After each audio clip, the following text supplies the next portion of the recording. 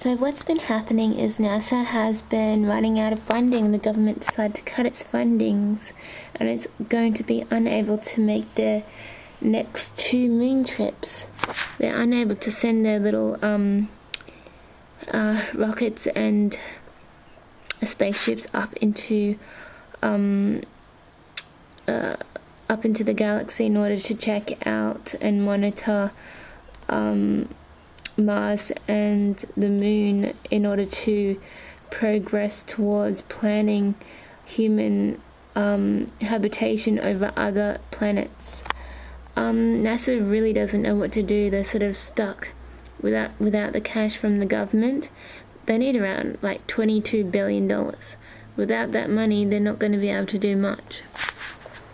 But what they can do is they can try to monitor the Earth with what scant fundings they have. It says that the Earth is protected by a film of, it could be gases. It's an atmospheric change. There's something that is able to burn up objects that fall from space. It can also burn things that go out to space. So when you're exiting and entering the atmosphere, all the fancy equipment is designed in order to be able to cope with the high temperatures that they pass through. So what there are changes in this energy or gases or whatever it is that creates this atmospheric protection, that burning up, and it weakens in some spots around the world.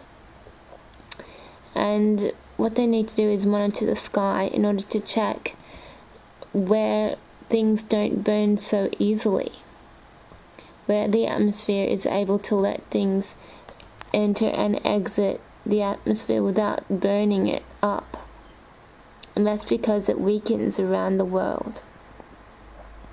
It said that's supposed to be Australia over there, and so it said this low energy area or low field area is around to the left of Australia, so it's around this way,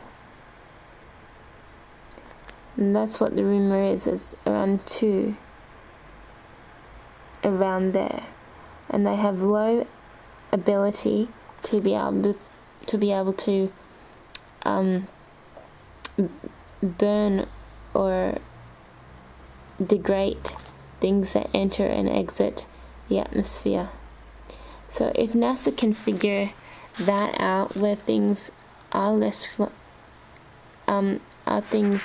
where things are able to exit and enter the Earth without burning up into a tiny little piece of metal, they can save on sending rockets out. They can save on everything that they use in order to protect them and their ships and the